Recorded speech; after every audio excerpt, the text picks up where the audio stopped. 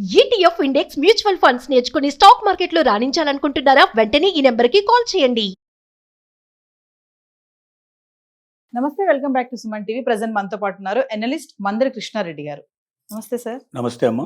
Sir, post office schemes గురించి మనం చాలా మాట్లాడుకున్నాం సార్. ఇది ఒక స్కీమ్ ఏంటంటే ఆర్డి, రికరింగ్ డిపాజిట్ స్కీమ్ గురించి మాట్లాడుకుంటే రోజువారీ ఒక 200 కనుక మనం ఆదా చేసుకుంటే 10 లక్షల వరకు పొందొచ్చు అని చెప్పేసి అంటున్నారు. ఒక్కసారి వివరాల్లోకి వెళ్తే, అంటే రోజు 200 అంటే మంత్లీ ఎంత వస్తుంది, మరి మెచ్యూర్ టైంకి ఎంత వస్తుంది, పీరియడ్ ఆఫ్ టైం ఎంత ఉంటుంది, ఒకసారి వివరాలు. మనిషి దగ్గర ఉన్న ఆదాయం భారతదేశంలో పొదుపు చేసిన డబ్బుని ఎక్కడ మదుపు చేస్తే, అంటే ఎక్కడ పెట్టుబడిగా పెడితే మనకి ఎక్కువ ఆదాయం వస్తుందని ప్రతి ఒక్కరు కింది స్థాయి నుంచి మొదలు పెడితే పై స్థాయికి దాకా ఇదే ఆలోచనలో ఉంటారు.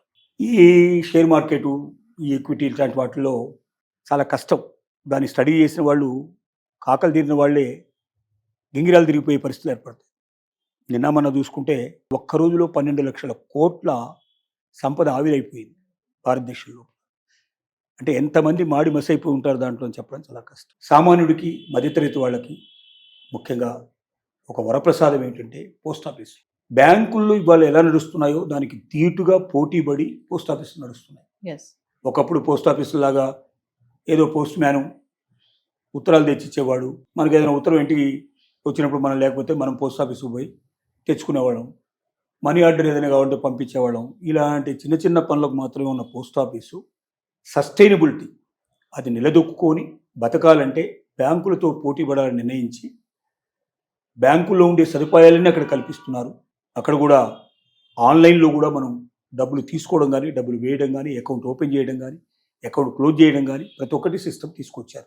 అన్నిటికన్నా గొప్పగా ఆలోచించాల్సిన విషయం ఏంటంటే పోస్ట్ ఆఫీసులు బ్యాంకులకి, కోఆపరేటివ్ బ్యాంకులకి మిగతా వాటికి ఉన్న తేడా ఏమిటంటే, ఏ బ్యాంకులో అయినా ఎక్కడైనా సరే 5 లక్షల కన్నా మించి మీరు డబ్బులు పెడితే ఆ బ్యాంకు నష్టపోయినా, బ్యాంకు ఏదైనా తగలబడిపోయి మరో రకంగా జరిగి అక్కడ డబ్బు తిరిగి ఇవ్వలేని పరిస్థితి ఏర్పడితే 5 లక్షల వరకు మాత్రమే ఇన్సూరెన్స్ ఉంటుంది.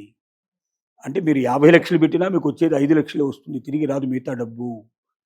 కానీ పోస్ట్ ఆఫీస్లో ఏం జరిగినా దేంతో సంబంధం లేకుండా మీ డబ్బు 50 లక్షలు పెట్టినా, కోట్లు పెట్టినా ప్రతి ఒక్క రూపాయి మీకు సేఫ్గా వెనక్కి తిరిగి వస్తుంది. అది డిఫరెన్స్. ఇక ఇప్పుడు ప్రస్తుతానికి మనం ఈ రికరింగ్ డిపాజిట్ పథకం కిందకి వచ్చినట్టయితే ఒక్క రోజుకి 200 రూపాయల చొప్పున ఆదా చేస్తే ఆదాయాన్ని పోస్ట్ ఆఫీస్లో వేయగలిగితే 10 ఏళ్ల తర్వాత మీకు 10 లక్షల రూపాయలు వస్తాయి. ఒక రోజుకి 200 రూపాయలు పెట్టడం పెద్ద కష్టమైన విషయం కాదు నిజంగా ఒక వ్యక్తి తలుచుకుంటే. ఎందుకంటే 200 ప్రతిరోజు అనుకున్నా కూడా 30 రోజులకి 6,000 రూపాయలు అవుతాయి. సంవత్సరానికి 72,000 అవుతాయి. ఇది ఇట్లా సంవత్సరం పెరుగుకుంటూ పోయి 5 ఏళ్ళు మనం దీన్ని మదుపు చేస్తే మొట్టమొదట సుమారుగా 6.7 వడ్డీతో పాటు 6.7% వడ్డీ ఇస్తారు. దీనికి చక్ర వడ్డీ కూడా లెక్క కడతారు. అంటే ప్రతి 3 నెలలకు ఒకసారి వచ్చిన వడ్డీ మీద మళ్ళీ వడ్డీ లెక్క కడతారు.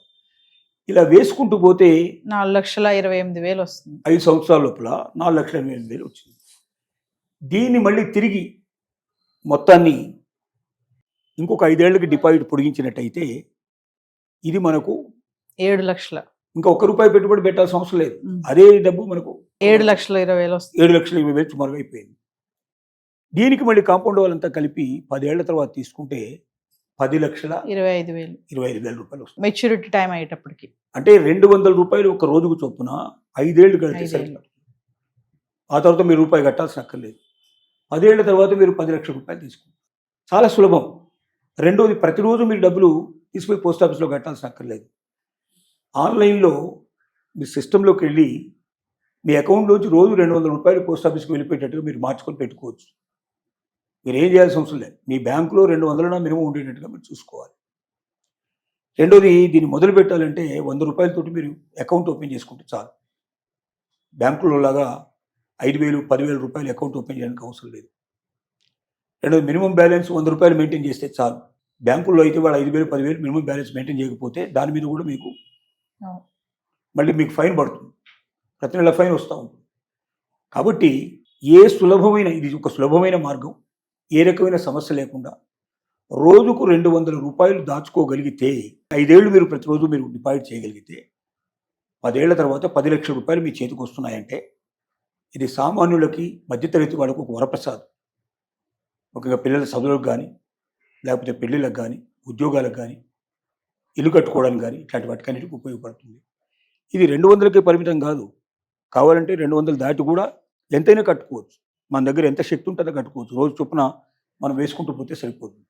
ఒకవేళ ఇది ఎమర్జెన్సీ వచ్చి మనకు డబ్బులు కావాలన్నా కూడా Yes. 3 ఏళ్ల తర్వాత ఈ డిపాజిట్ మనం క్యాన్సిల్ చేసుకునే అవకాశం ఉంది. అలా క్యాన్సిల్ చేసుకుంటే మనకు వచ్చే ప్రయోజనాలు తగ్గుతాయి, కానీ మన డబ్బు మనకు సేఫ్గా వస్తుంది. అప్పటిదాకా వడ్డీ ఎంత అయిందో లెక్కేసి ఆ లెక్క ప్రకారం మన డబ్బులు ఇస్తారు. ఎస్. కాబట్టి ఎమర్జెన్సీ ఉంటే కూడా మీ డబ్బులు మీరు వాడుకోవడానికి మీకు అవకాశం ఉంది. ఏ రకంగా చూసినా ఉత్తమమైన పథకం ఇది. ఈ పథకాన్ని ప్రతి ఒక్కరు ఫాలో అయితే మంచిదని మనం వారికి ఇన్ఫర్మేషన్ ఇస్తున్నాము. Thank you.